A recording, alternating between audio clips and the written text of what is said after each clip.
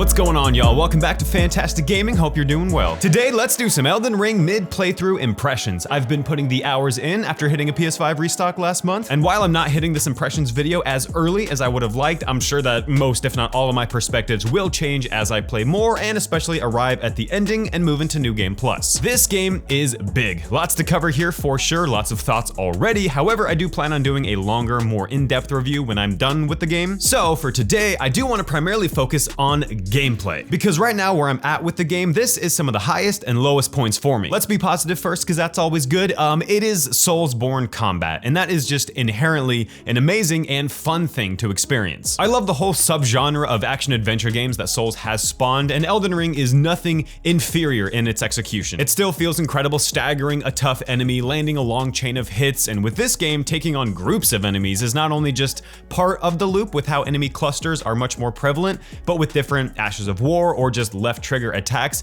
you definitely have the tools at your disposal to just hop right into the middle of a giant group and have fun. And if you don't lock onto anyone, you can make every different attack aim a new direction. I'm sure that was part of previous games. I think I'm just doing a lot less lock-on combat this time around, so it's much more noticeable to me, and it's awesome. The hitboxes also seem to be much more dynamic to triggering a particular type of hit reaction animation, more accurate to how you actually hit the enemy. This clip right here, way too early in the Caelid Wilds, I uppercut somebody. Didn't know that could be done. The core gameplay loop is simply fantastic once again. However, we do have some new tools at our disposal. Mounted combat, of course, is one of the biggest new things around this time, and for the most part, it's freaking sick. Torrent is simply a gem, and I love how you can like charge your heavy attack and clip enemies as you ride by them. We obviously saw this in the trailer, but I know I didn't put together that that would be a gameplay attack mechanic. I just thought it was like trailer flair. And I also thought at first that riding was gonna be a primarily traversal system, and then once you just got to enemies, you'd hop off and fight them on foot like every previous game. And I will still hop off and fight certain enemies on foot because it is still a deeper system, but especially for large or other mounted enemies, staying on Torrent can definitely give you an edge, especially if you do put in the time to kind of learn the timings of when your attacks will actually hit. Other main new mechanics, crouching and jumping as well. Kind of a funny thing to be like, oh yeah, new features, it's awesome. But now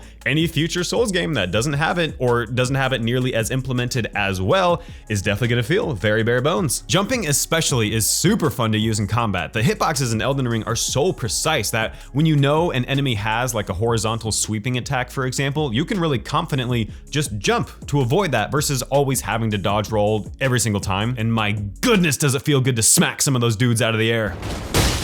One thing I am noticing a lot more in Elden Ring versus previous titles is how often you'll get hit with an attack that you think really should have killed you, but it doesn't, and you're left with like the tiniest bit of health. This game seems to give you a pretty good grace window for things like that. It's a lot like Vort of the Boreal Valley from Dark Souls 3. I feel like every clip I saw, including my own experience, was the slight little last bit of health that you were left with, and then the next attack you ended up killing him. Something like that, right? It definitely happens a fair bit, and I'd say it's a pretty generous thing for a Soulsborne game to give you. Speed listing a couple other gameplay things I'm really liking before we get gameplay critical is the item crafting out in the world, the recovery of flasks for clearing groups or tougher enemies to keep you out in the world, and the Ashes of War are super rad, although I think they were in previous Dark Souls titles, right?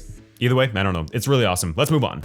While I would love to do nothing but gush about this game, there are definitely things about Elden Ring so far that I'm not taking a liking to, and actually looking at the script, this is a longer section. Some general quality of life things I think would be really awesome to see changed is point number one, in the way that you hold down on the D-pad to return to the first slot in your item hotbar. It'd be awesome to do this for every direction. I like carrying weapon and tool options with me in both hands, and having to individually click through to get to what you want, and then maybe back to your main slot can be super inconsistent. And part of that is because of point two, the input and animation timings for Elden Ring seems so inconsistent. I couldn't find the term, but in game design, there's a gameplay window where when the player is doing some move and some animation is playing and naturally spamming the button of the next move they want to do, that next input is registered and queued before the current animation has just finished playing and will then immediately start playing the next animation right away,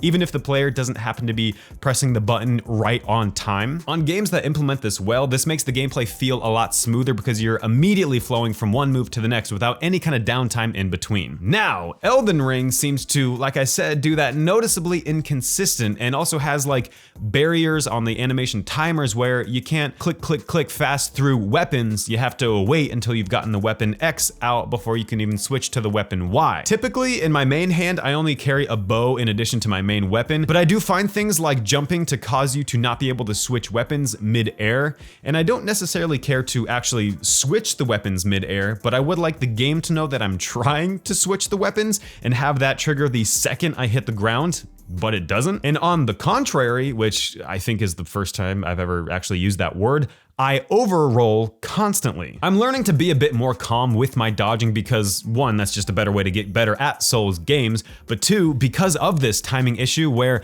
with the weapon switching, the timing window is like the full length of the animation and then you can trigger the next move versus with rolling, the second your dodge roll animation starts, if you hit dodge again, that game knows you're dodging already and doesn't matter what you do, you're gonna double dodge. Does that make sense? I think that makes sense. I don't know if that's FromSoft putting those things in for like Dark Souls difficulty or if it's just some animation timings behind the scenes not talking to each other properly, but it's very annoying. However, moving on to more Dark Souls difficulty aspects of Elden Ring, my biggest issue about it is it feels like it could be Dark Souls 4 versus something like a Bloodborne 2. Now for some context, Bloodborne is my favorite game of all time. I think the design in that game, for the most part and for me especially, is nearly perfect. Dark Souls, and I've only played 1 and 3, did not click with me nearly as much. A couple months ago, I saw an interview clip with George R.R. Martin, who did the world building for the game, and in that interview he said that— and it's a sequel to a video game that came out a few years ago called Dark Souls. And in the comments, somebody had quoted that and then said like, you know, asterisk FromSoft HR going, no, don't say that. Now I don't know if that comment was meaning like, oh, George was just wrong and don't say incorrect statements about the game, or if Elden Ring has some kind of narrative tie-in to the Dark Souls universe. I'm not really sure, but to me, Elden Ring does have a Dark Souls skeleton versus a Bloodborne skeleton, for example, and that's things like, it takes half a year to down an Estus flask, doing a dex build seems to offer no playstyle advantage. The weapon set, again, albeit a little bit better, is still a lot of like, let's give you a lot of very similar type weapons versus Bloodborne's smaller but much more unique weapon set, weapon to weapon, and the removal of getting hit and then having a timer where you can do immediate damage back to regain your health, which was the best way to incentivize aggressive gameplay. Things like shields are back and are so strong with damage negation. Why wouldn't you use them? Especially because you need to be doing a dang Tarzan cosplay to get down to the light carry weight, but I want to wear my cool looking astrologer cloak. But that immediately puts me into a medium carry weight, and even at that point, if I'm not wearing some kind of heavy knight armor somewhere on my person, I have non-existent poise and can get blown over by the wind. You fight a lot of big enemies where if you do mounted combat, you do attacks mostly in passes. Not so great when my dex build favors multiple attacks, but that's okay because I bet I can stagger stun an enemy if I have enough endurance to keep a chain going. Nope, your chain only consists of 5 attacks, regardless of the weapon and regardless of how you're holding it. Dual wielding is basically pointless and any status effect is based on damage output anyways. I keep getting great swords and shields. Where is my next dex weapon and where is the next smithing table so I can get to a level 4 weapon game, please? What's up, babe? I'm getting overworked. Yeah, that's fair. This clip sums up my feelings towards that perfectly. If this is a strength weapon, I'm gonna cry. Son of a gun. All right, let's move on. I'm gonna cover these last few topics in brief. The visuals. Hot dang, this game is pretty. All Souls games are gorgeous in their own way, right? Be it art style or technical quality with some of the last few entries, and Elden Ring certainly has some of the best of both worlds. Quality mode is still a bit of a performance mess due to some gnarly edge and shadow flickering, but thankfully frame rate mode is infinitely cleaner of an image and holds 90% of the image quality, especially when you're getting your tarnished face kicked in all over the map. But speaking of the map, good segue there, the open world is cool, right? I don't know what the consensus is. What do y'all think? Feel free to leave a comment about the open open world. Personally, I think they've done a great job of translating the Soulsborne area-to-area layout into an open world. It's certainly not my preference. I do hope they go back to their original formula in whatever next title that is. However, I still say it's a beautifully laid out space, it's fun to navigate, and it's not a detracting element of the game. But for the last thing here, story-wise, I'm totally lost. There are 2 side quest elements that are already heartstring pullers, but like all Souls games, the story is confusing in an intriguing way that I don't even know yet. Our Grace Lamp waifu is awesome, and I can't wait to watch tons of VaatiVidya lore videos